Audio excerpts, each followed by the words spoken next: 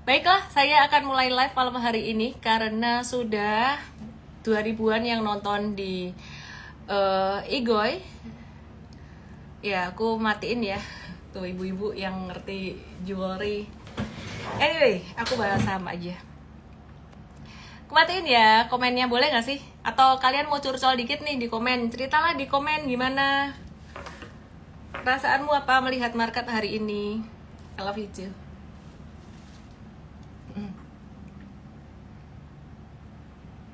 Perasaanmu apa? Bentar lagi yang di China udah overpriced katanya.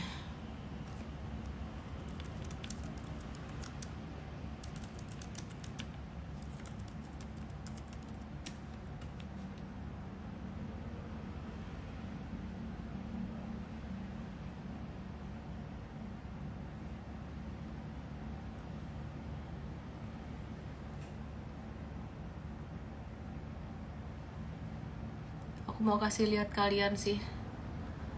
Ada yang sedih po, ada yang campur aduk, ada yang selalu happy, kesempatan buat serok. Aku rangkum jadi 2 perasaan aja deh, yang galau dan yang santai. Tulis di sini, galau atau santai. Tulis galau atau santai. Lalu aku akan mulai.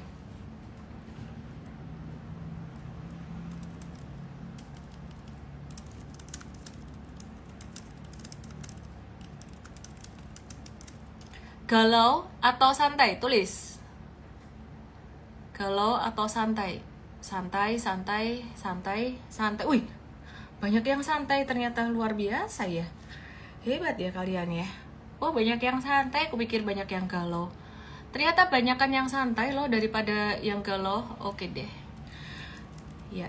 Mari kita mulai ya. Jadi kita review dulu indeks per hari ini bagaimana.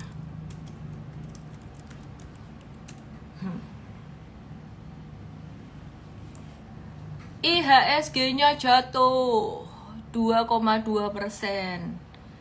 Wah, apakah ini crash? Karena jatuhnya bukan cuman karena saham brand loh. Ya, brandnya juga jatuh ini sekitaran berapa? Minus 8% hari ini. Dia jatuh sekitaran 8%. Terus saham-saham big banks ini ada BCA. Wih, BCA dikasih 10.325. Aku nyalain komen deh. Gimana pendapatmu? BCA dikasih 10.325. Kesempatan? Buy? Do nothing? Atau galau? Buy, do nothing atau galau? Ada yang bilang beli. Kapan sebenarnya ya waktu ideal beli BCA ini ya? Gak ada waktu ideal sih. Dia mau turun sampai ke level 9.000 pun valuasi juga masih mahal. Ya tapi angka seperti ini masih cukup normal, cukup oke dibandingkan tidak sama sekali gitu loh. Belum, masih wait, masih bisa turun lagi katanya. Oke, mari kita lihat ya. Nanti saya akan kasih tahu apa penyebab Big Bang semuanya turun. Saya akan kasih tahu, tapi sebelumnya justru aku malah kasih tahu dia bakalan bisa turun sampai ke level berapa. Oke, aku matiin komennya biar bisa ngelihat chart lebih detail di Igoy. Langsung aja ke Igoy buat bisa lihat chartnya. Jadi BBCA itu sempat menyentuh level tertingginya di September awal ya. September awal, jadi September baru perdagangannya baru hari ini gitu. Ini tuh sempat mencapai bukan hari ini, awal September diawali dari 2 September, saya agak ngantuk. Diawali dari 2 September perdagangannya. Ini selama bulan September sempat naik sampai level tertingginya di 10.950 ya. Jadi di 10.950, ekornya 10.950. Sampai lupa tanggal. Ya, terus waktu itu pas sampai 10.950 ini chartnya hijau banget. Masih ingat kan? Saya sempat mention waktu itu kalau saham-saham perbankan gede ini biasanya naik 4-5 bulan dengan chart hijau berturut-turut, dia akan ada merahnya tebel. Nah ini dia merahnya kelihatannya kecil tapi ekornya yang panjang. Di bulan September kemarin sempat naik tinggi, terus ada koreksi normal. Penyebabnya nanti saya akan kasih tahu. Masih bisa turun nggak? Masih bisa. Siap-siap aja kalau mau agak-agak all in, itu sekitaran 9.300. Angka ini belum tentu tercapai, tapi kalau kalian nanya angka meditnya, angka nawar pelitnya itu 9.300. Nah, karena saya bilang ini belum tentu tercapai, berarti kalau kamu mau investing di BCA ini, caranya adalah dengan masuk dikit-dikit gitu. Nah, kira-kira bakalan tercapainya tuh kemungkinan besar di angka berapa? Sekitaran level 10.000 tuh ada kemungkinan tercapai. Tapi sekali lagi, kalau angka-angka ini tersentuh, ini adalah angka di mana investor-investor gede bakalan masuk. Jadi kamu nggak usah takut ya, nggak usah khawatir. Terus aku mau cerita soal BMRI. BMRI aku langsung aja ke monthly chartnya. Masih bisa jatuh nggak? Wih, masih bisa banget. Yang ini apalagi udah naiknya ketinggian, udah berkali-kali aku bilang sejak pandemi 2020 bottomnya. Kenapa pakai pandemi sih? Kenapa nggak bottom yang lain? Ya ilah, ya. Yang nggak ngerti nih loh, nih tak kasih lihat bottomnya tuh pas dipucukan di bawah bottom tuh pucuk paling bawah. Ini crash terakhir sebenarnya. Crash terakhir. Nah, jadi bottomnya tuh sekitaran angka 2000-an. 1785-1900-an BMRI ya. Nah, jadi perhatikan di sini ini udah naik signifikan dan ini berpotensi membentuk double top segede buat BMRI. Jadi projection kalau misalkan mau nawar nampung pelitnya di angka 5.500. Nah, jadi 5.500 ini apakah akan tercapai? Bisa jadi, tapi intinya semuanya probability, jangan anggap sebagai kepastian ya. Jadi di 5.500 ini probability dia bisa tercapai 55 sampai 56. Angka ini merupakan angka low-nya sejak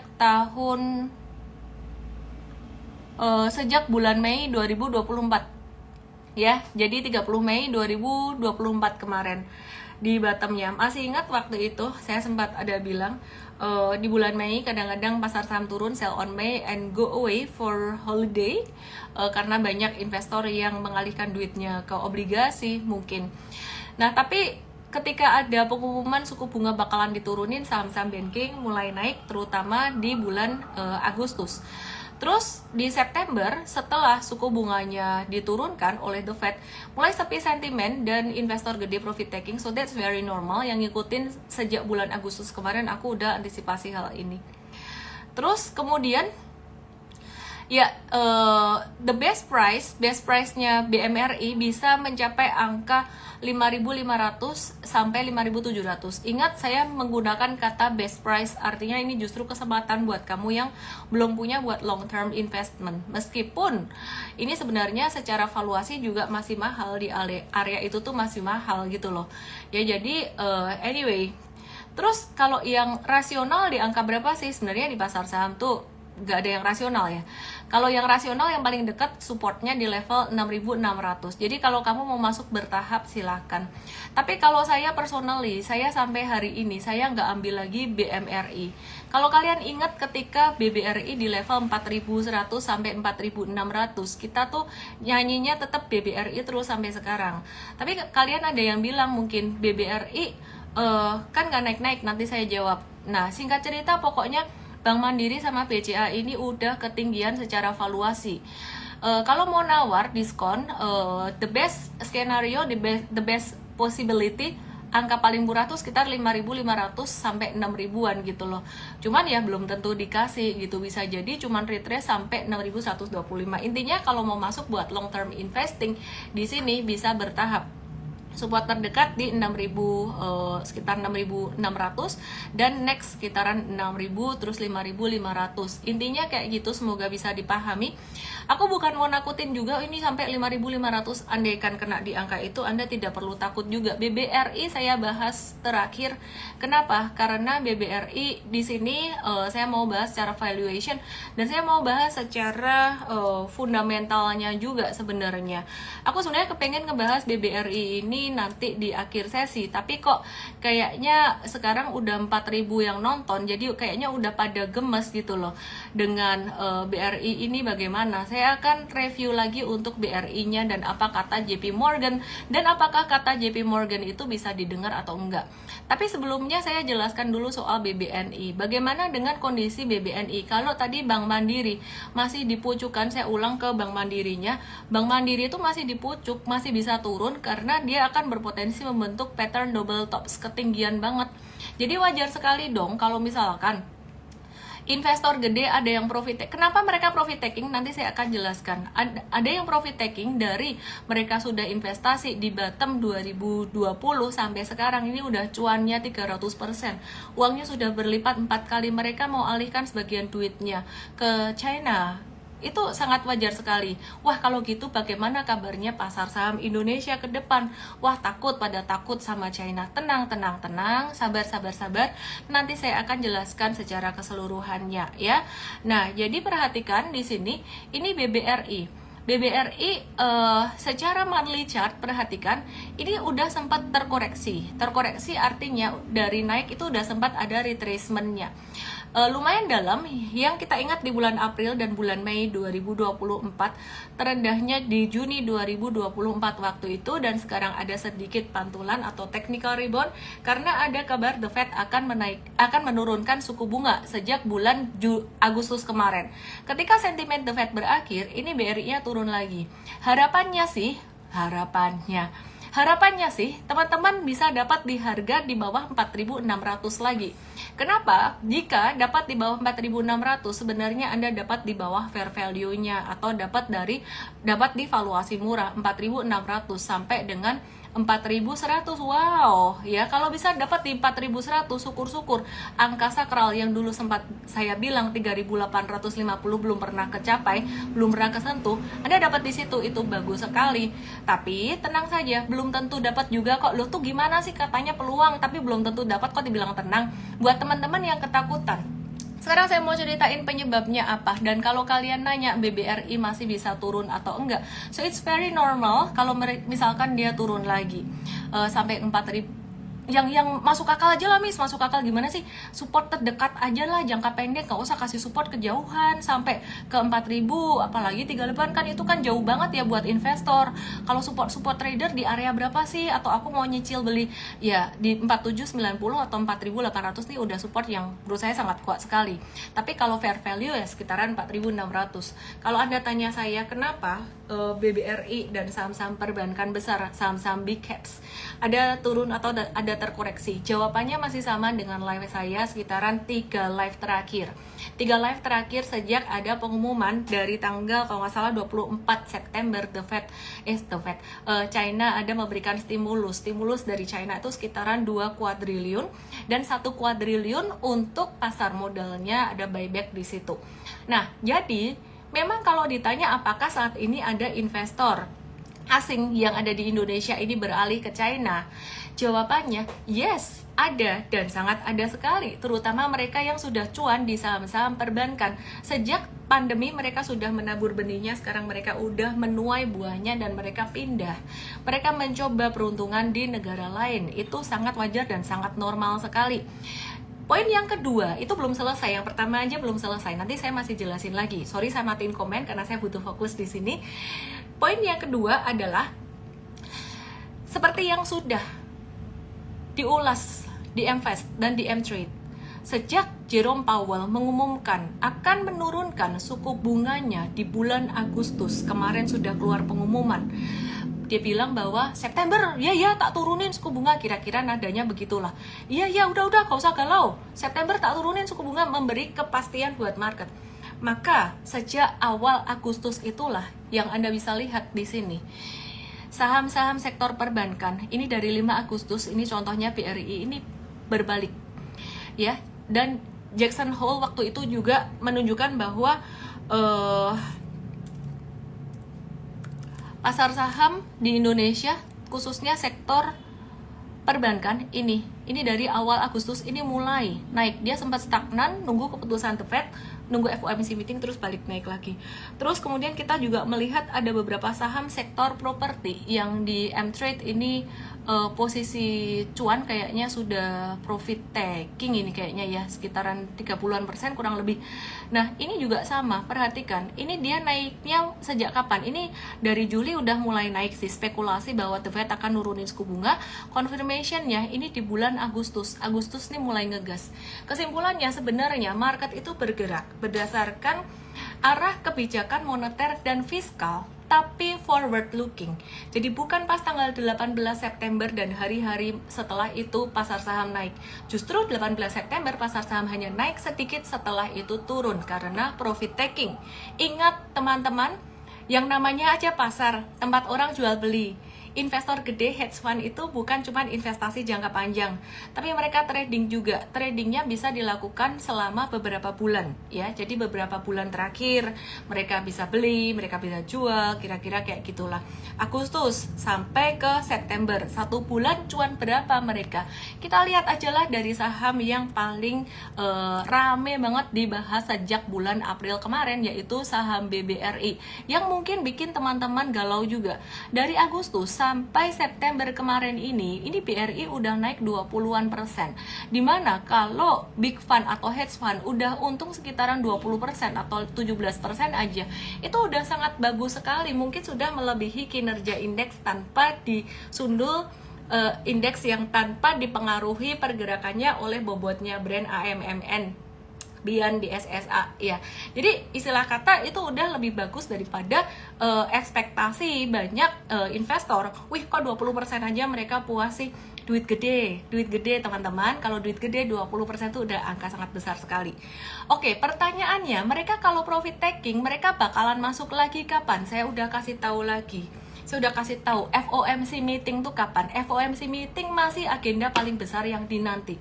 Bahkan setiap kata-kata dari Jerome Powell, dia bersin aja mungkin tuh dihitung. Dia berapa kali ngomong inflasi, berapa kali ngomong pengangguran, dia berapa kali ngomong resesi. Kata-kata yang muncul, berapa kali kata resesi, berapa kali kata inflasi, berapa kali kata, itu dianalisis sampai muncul analisis dot plot oleh analis-analis yang dimana perusahaan-perusahaan investasi besar itu mereka main tebak-tebakan, ada dotnya gitu loh.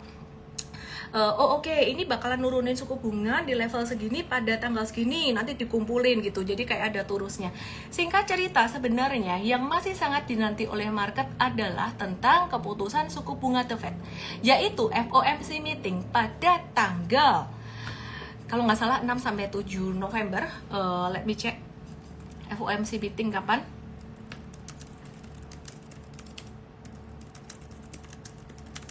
Oke, jadi sekitaran awal November, 1 atau 2 November atau 6-7 November.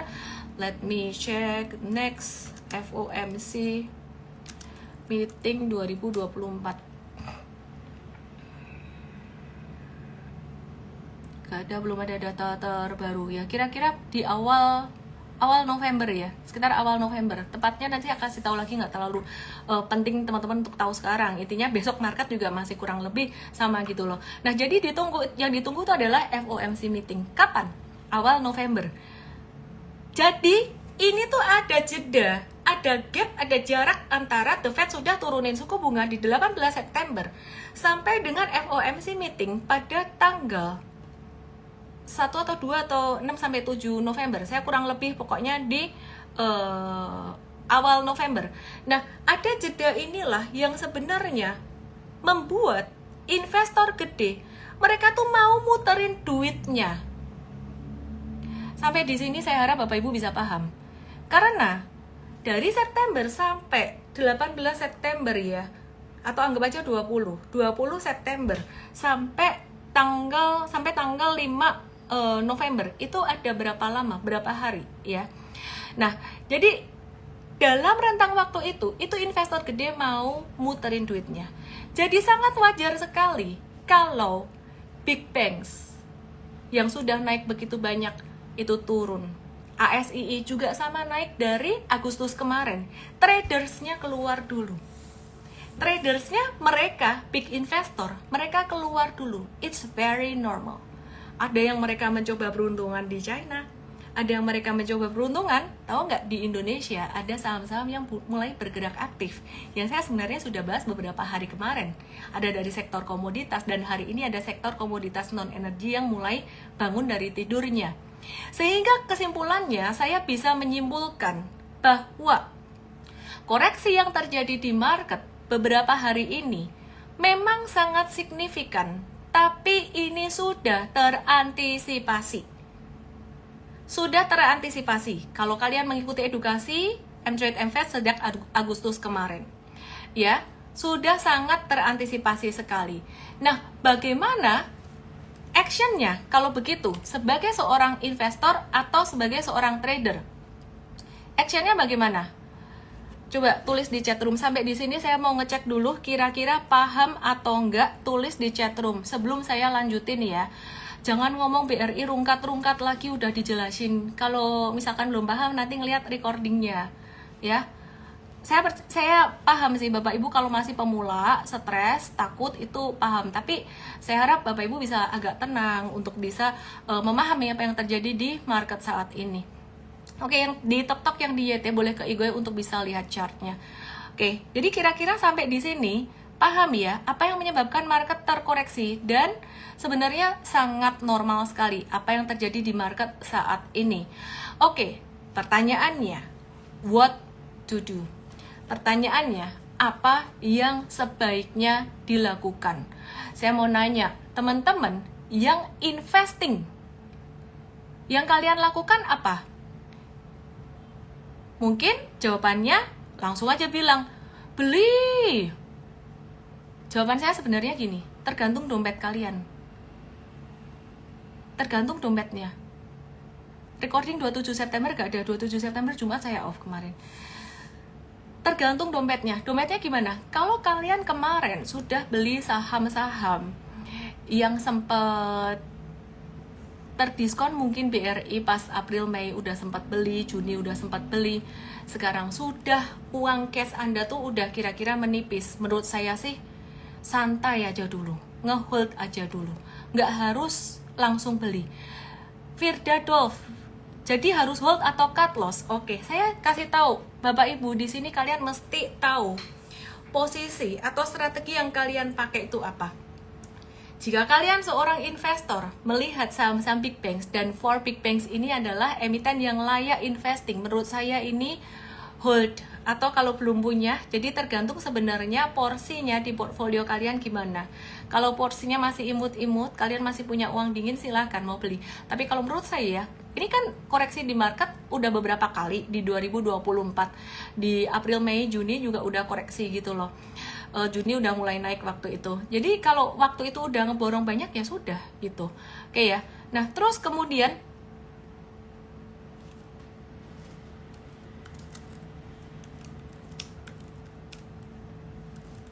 ya, kemudian yang kedua, buat traders gimana? Buat traders, fokusnya pakai chart. Yang di TokTok, yang di YT, ke Ikoy, karena aku mau nunjukin saham-saham trading. And surprisingly, ya nggak surprise sih sebenarnya sih, M-Trade itu belakangan kita nggak trading saham big banks. Kenapa? Karena secara chart udah ketinggian. Kita nggak trading saham big banks, jarang sekali.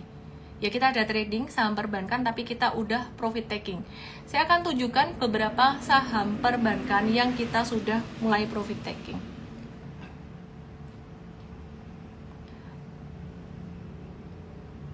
Ini BNGA. Ini cuannya tipis doang. Waktu itu kita lihat ada pembalikan arah nih. Saya akan kasih lihat. Langsung balik arah, langsung kita langsung buang.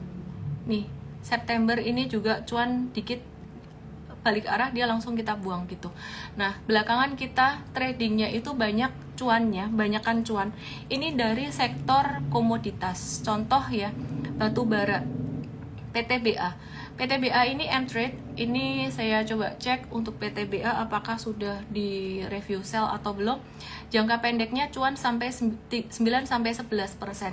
Jangka menengahnya ini cuan 8-9% masih ngehold, dan jangka pendeknya baru aja masuk lagi. Nah, jadi ini contoh ya. Ini trading itu tidak harus melulu ngikutin kayak big money masuk kemana ya, ini sebenarnya ngikutin big money juga sih, tapi kita ngelihat big money itu muter duit kemana, ternyata dari saham perbankan buat trading ya, ini mutarnya ke saham komoditas. Disclaimer teman-teman, saya bukan memberikan rekomendasi untuk kalian masuk ke PTBA sekarang, butuh belajar dulu, belajarnya nanti kita bikinin acara namanya M-Trade Start tanggal 6 Oktober 2024 jam 7 sore, daftarnya di emtrade.id/live, emtrade.id/live, daftar di situ ya buat tahu caranya. Oke, terus kemudian kita mau cek lagi saham apa ya yang kita tradingin. Oke, aku ingat yang ini cakep karena ya, ini perhatiin, malam ini banyak edukasinya. Instead of sekedar ngebahas ini saham apa, itu saham apa. Perhatikan, ini TINS di M-Trade jangka menengah masih hold cuan 9-11%. Review buy-nya di angka berapa sih? Review buy-nya pada tanggal 23 September. Sebentar, saya buka dulu, kok nggak keluar ininya back chart. Saya buka chartnya dulu biar keluar gambarnya ya. Oke, nah ini dia. Aku mau buka saham apa tadi? TINS. Nah, TINS itu kita review buy pada tanggal 23 September waktu itu ya, dan sekarang kita masih hold cuan. Terus apalagi? Mitra Adi Perkasa. Per hari ini Mitra Adi Perkasa tadi agak-agak turun dikit ya, tapi yang jangka menengah M-Trade masih ngehold, ini masih cuan. Oh, kalau gitu sebenarnya saham trading dan saham investing itu beda. Ya beda, saham trading dan saham investing beda. Jadi ini cuma buat jangka pendek aja. Ini besok kalau mapinya turun lagi, ini kita yang jangka menengah kita mau sell gitu. Terus Access, perhatiin di sini. Access M-Trade masuk di bawah sini. Tapi sebenarnya waktu itu breakout ya, jadi kalau dilihat, oh udah naik 7% kok baru masuk, telat. Sebenarnya nggak telat, karena kita view-nya bukan intraday. Nah, ini kita masih ngehold Access.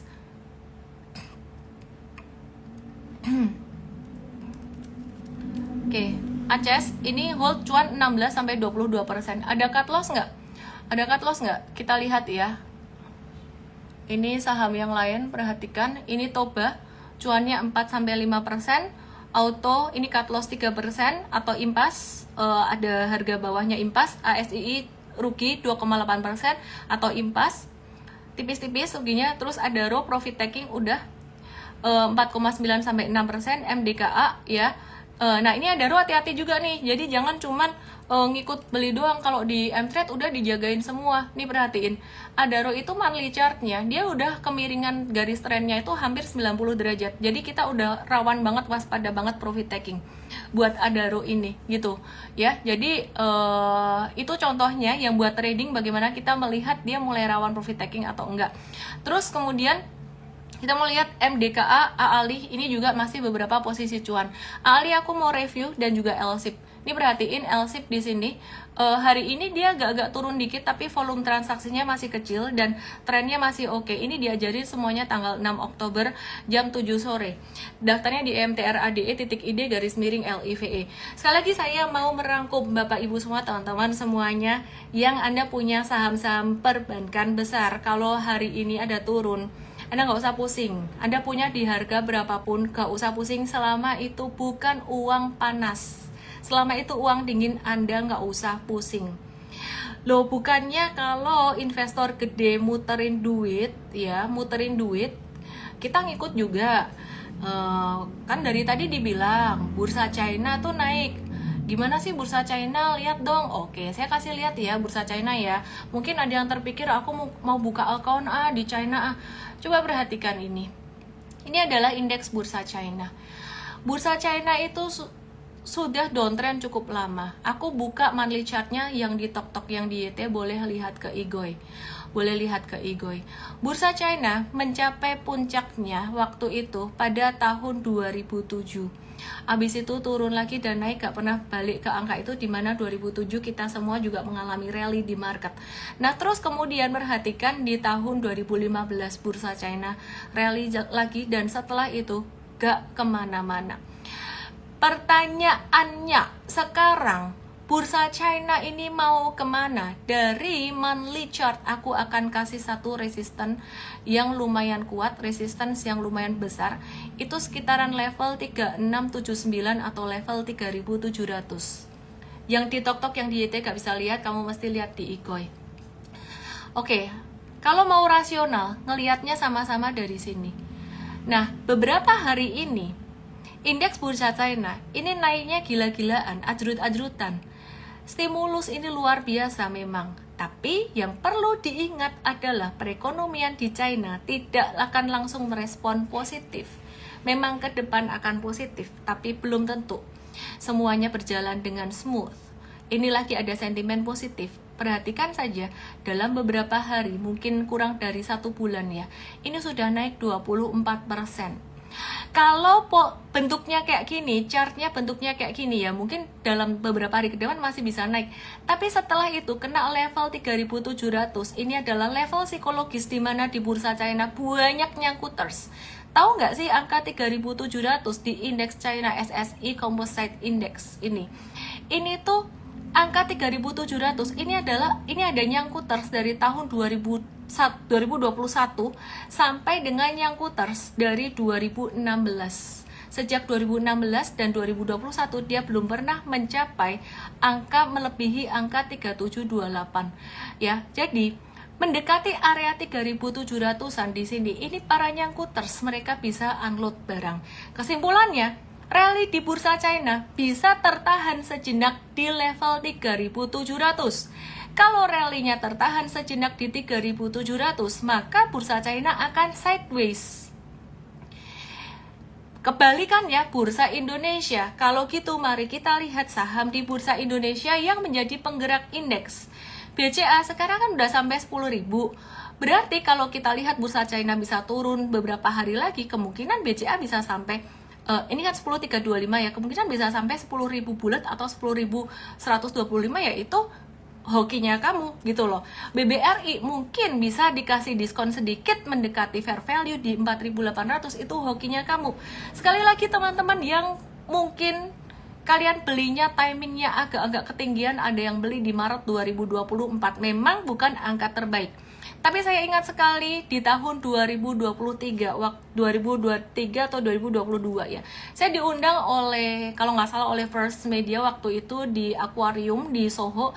Aku ingat banget waktu itu ada satu bapak-bapak yang nanya ke saya 2023 atau 2022 saya lupa, nanya ke saya tentang saham BBNI. Beliau beli di atas di Oktober 2023, terus kemudian turun sekitaran 12%.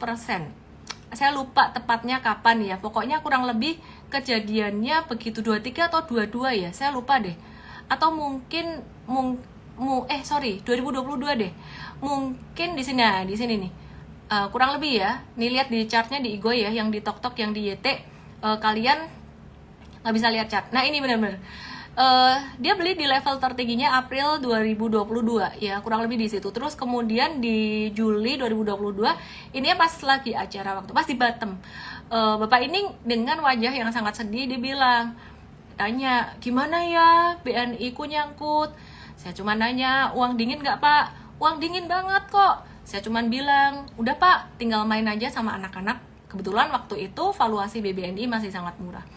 Tinggal main aja pak sama anak-anak. Dan saya nggak tahu apa yang beliau lakukan. Saat ini, meskipun BBNI-nya lagi terfluktuasi lagi, beliau sudah cuan. Dan kalau ditanya, iya sih Miss, udah cuan. Tapi waktu itu beliau kan berarti sempat cuan sampai 6.200 ya, di Maret 2024. Nah, tapi waktu itu kan sempat turun lagi sampai Juni 2024 gitu loh. Yaitu namanya investing. Kalau investing pakai strategi dollar cost averaging, justru malah nambah lagi. Tapi tidak harus nambah terus kalau kamu lagi gak ada cash-nya. Jadi pertanyaannya, kok kenapa gak dijual aja, nanti beli lagi di bawah? Nah, ini mindsetnya. Ketika saya baca bukunya Warren Buffett, semua buku Warren Buffett, satu DNA Warren Buffett dalam berinvestasi adalah investment is business, business is investing.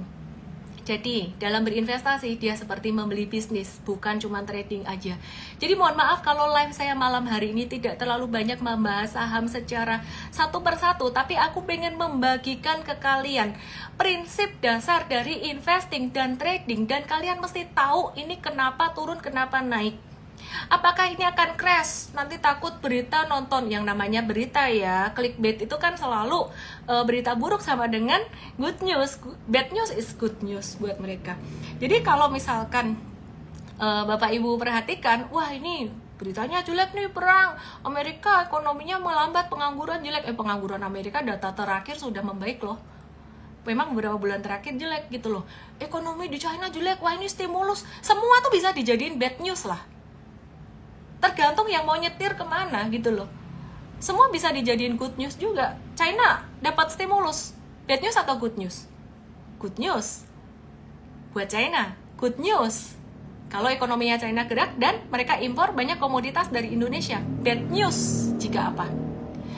Bad news karena duit dari China itu duit dari Indonesia pindah ke China. Sekarang saya mau bahas BBRI dari JP Morgan. Ya, ini data yang aku kumpulkan. JP Morgan ini sebenarnya bukan berita baru, sudah pernah saya bahas beberapa hari kemarin.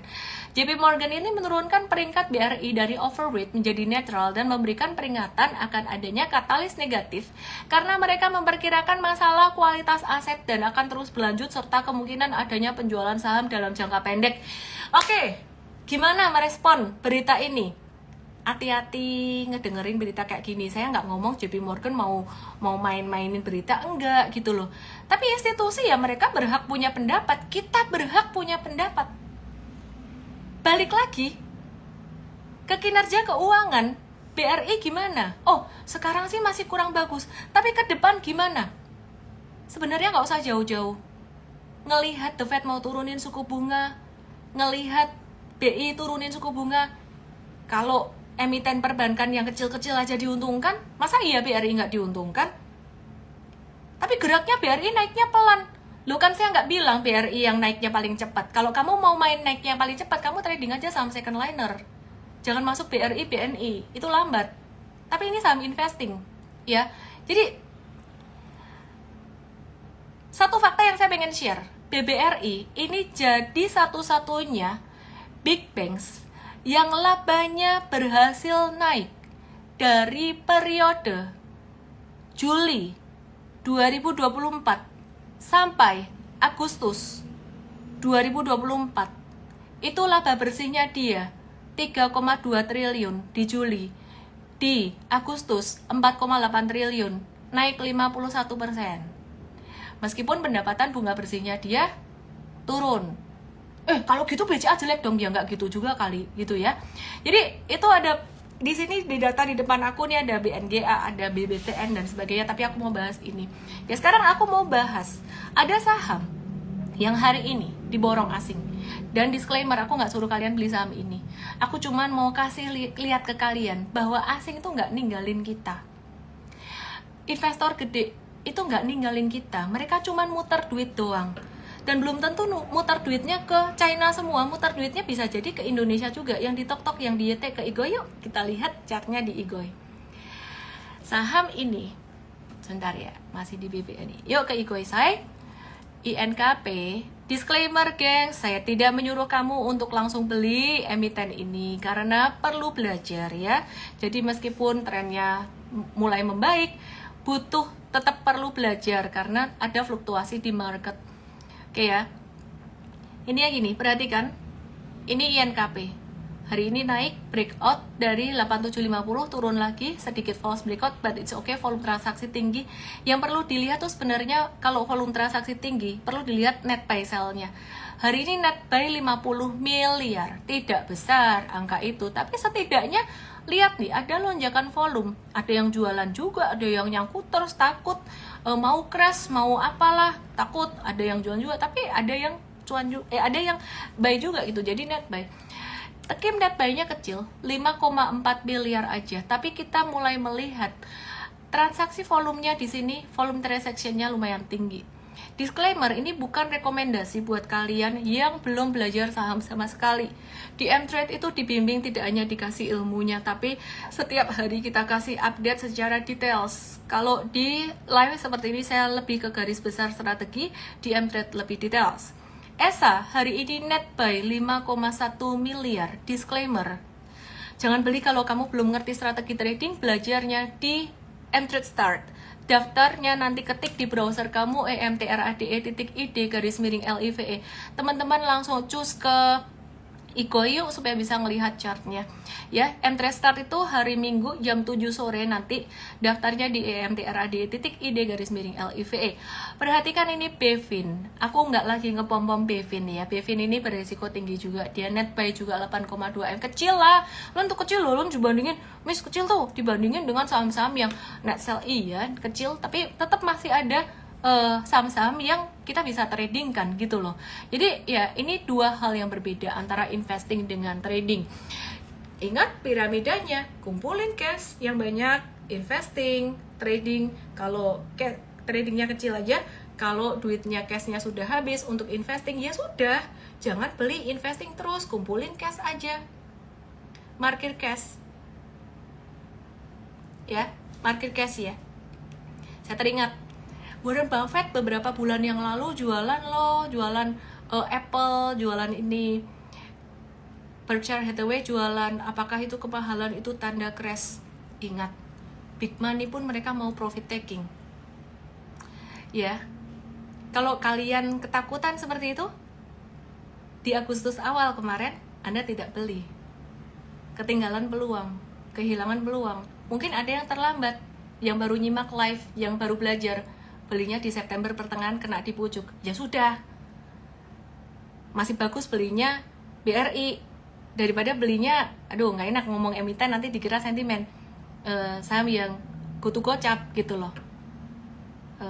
Nyindir gotu, nanti gotu suatu hari juga akan membaik kok, akan ada review yang bagus gitu loh. Anyway, aku mau cek kalian komennya gimana, apa yang kalian pikirin, paham atau enggak sekarang, perasaan kalian getting better atau enggak. Buat yang udah paham sih, semoga penjelasan aku malam hari ini bisa semakin menguatkan kalian untuk berinvestasi jangka panjang. Tantangan utama orang investasi jangka panjang bukan soal milih saham, bukan kapan beli kapan jual, bukan nentuin timing, tapi tantangan utama adalah bingung, confusion, investors conundrum ya, yang aku share di acara BCA Wealth Summit kapan hari, udah lewat sih.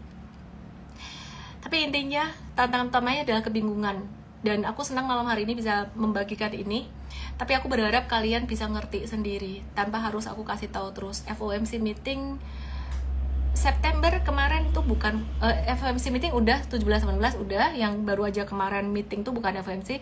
Next FOMC meeting 6-7, thank you Ferdinand, ini dari tim aku juga kasih tanggalnya sama, November 6 dan 7, Desember 17-18. Oh, satu lagi downside di market yang kalian pasti waspadai, Jepang. Kalau Jepang tiba-tiba kasih pengumuman mau naikin suku bunga, itu market juga bisa turun, bisa terfluktuasi ya. Oke, jadi udah paham ya, Miss Mapi gimana? Wong kita aja baru mau jualan kok malah kamu mau masuk. Nanti kapan masuknya lagi? Ntar nunggu Mtrade nge-review lagi ya. Jadi kalian gimana? Nggak stres lagi, nggak takut lagi ya? Halloween effect gimana? Wis gak usah pusing lah. Saya tuh di market nggak pusing yang namanya window dressing, mau naik di akhir tahun nggak naik karepmu. Halloween effect mau turun di September Oktober atau nggak turun terserah kamu. Intinya kalau secara investasi kita ngerti fundamental, kita ngerti makro, valuasi ngerti, trading kita ngerti chart, update terus chartnya, dilihat terus, ngerti siklus dengan strategi super target, udah selesai. Aku lebih ngelihat saham per sahamnya. Oke, Miss jawab di question box. BBRI, BBTN, ASI, intinya semua saham big caps kurang lebih sama. Oke ya, ABMM kalau kena FOMO AVG di harga 36.000. Makanya jangan FOMO sahamnya. Engkong ini naik beli. Lihatlah ini bagaimana fundamental chart dan sebagainya. Aduh, punya di harga berapa ya? Tadi 5.600 Aldrich, 5.600. Aku kasih supportnya ya, saya 5.600 tuh angka tinggi Aldrich. Kalau breakdown 4180 batasi resiko ya Aldrich ya. Oke. Toba bagaimana? Miss kalau buat anak SMA harus belajar apa dulu? Ada diskon nggak? Anak SMA ikut Mvestart sebenarnya, tapi ikut Mtrade Start juga nggak apa-apa. Ini tanggal 6 Oktober jam 7 sore hari Minggu Daftarnya di emtrade.id garis miring LIVE. emtrade.id garis miring LIVE. Aku ngebaca satu komen bagus banget, Lukas Fajar J, dia bilang duit biar kerja majikan tidur. Saya baru teringat salah satu mindset ayah kaya, Robert Kiyosaki, sebenarnya itu bukan benar-benar ayahnya sih. Salah satu mindset ayah kaya yang diajarkan di first chapternya dia adalah let the money work for you. Oke, mau belajar Miss biar paham? Langsung daftar ke browser kamu, ketik aja emtrade.id garis miring LIVE. Masuk grup gimana? Nanti kalau kamu masuk situ kamu akan di-invite ke Wacom. Bisa juga di Ego channel aku. Kira-kira gitu aja ya, teman-teman ya. Big money mah pinter. Ya, kita retail juga bisa pinter kok. Retail-retail yang ngikutin saya dari 2020 sekarang juga udah pinter. Jadi sekarang nggak usah takut, nggak usah panik. Biarin big money-nya muter duit dulu. Kan dia muter. Ya, ini profit taking dari Indonesia muter ke Cungkuo. Wah, ini nanti FOMC meeting, tanggal segini nanti dia muter lagi, kemana lagi? Lihat aja, ini dari sekarang sampai FOMC meeting, ini sepi sentimen buat big caps-nya. Tapi yang main saham-saham second liner. Second liner kayak komoditas, kita kan tadi aku ada mention ya, it's not a trading recommendation karena beberapa saham dari Mtrade kita udah mulai mau profit taking. Pokoknya gak usah takut, oke? Belajar dulu, gak usah takut bukan berarti pesan untuk kalian all in juga. Belajar dulu. Thank you Iwani Nawawi, Robin dan semuanya, selamat malam. Keburu mati sahamnya baru raya ora, wes sabar hunter kripto, makanya jangan jadi hunter. Kita yang dihan sama cuan gitu loh. Oke, Cina libur ngaruh gak Miss? Ya nanti ngeliat chart aja lah, nih chartnya di China udah ketinggian, udah hampir dekat resistance-nya. Belajarnya di mana Miss? Masuk ke browser, ketik emtrade.id garis miring LIVE. BTW aku dapat titipan dari HR timku. Waduh, ini loker banyak banget, tapi aku mention 1-2 aja lah ya, atau 1 aja deh. Growth Marketing Manager, Growth Manager, supaya kita bisa menjadi berkat buat lebih banyak orang lagi. Growth Manager, langsung aja DM aku, apply Growth Manager di Igoi aku atau di TokTok aku. Minta tolong ya kalian kalau ada yang kompeten di situ dan pernah bekerja di industri edtech to education, teknologi. Jadi saya punya visi yang besar untuk bisa mengedukasi lebih banyak orang. Saya Ellen May, salam profit. Dadah. Tenang ya, udah ya, bisa tidur ya. Sekarang saya gak takut nih, kata Adi Cipta. Wes, turu. Asri besok dibahas di morning briefing. Morning briefing bahas saham lebih detail. Good night. Ya, Haris Lubis Big Bang kenapa turun? Ya, itu tadi aku ngoceh 1 jam. Enggak deh, 50 menit aku ngoceh tuh cuma ngebahas itu tok. Lihat recordingnya. Masih belum keisi nih lokernya. Kita milih kualitasnya tuh sangat ini banget. Miss kok gak bahas bursa Nikkei? Nikkei nunggu pengumuman. Dia mau naikin suku bunga kapan? Ya. Udah itu aja sih. Dadah. Good night. Lihat penutupan IHSG, besok Big Bang ambruk lagi. Masih bisa ada kemungkinan turun lagi kok. Tapi bahasanya bukan ambruk sih. Kamu dikasih kesempatan kedua. Thanks Miss, saya bisa lebih tenang-tenang. Oh, tenang no hatimu kalau kamu tuh belinya. Aduh, Big Bang, tenang ya, tenang. Ini big money-nya lagi dagang, mereka lagi mutar duit. Kalem. Oke. Dah. Di YT cara ikut morning briefing itu khusus tuh, spesial eksklusif untuk kita punya M-Traders aja. Jadi buat ya kalian belum ikut, belajar di M-Trade Start dulu 6 Oktober jam 7 sore. Ini untuk trader pemula. Daftarnya di emtrade.id garis miring LIVE. Bahas saham USA enggak, aku lapar, aku mau makan dulu. Dadah. Turu. Bye.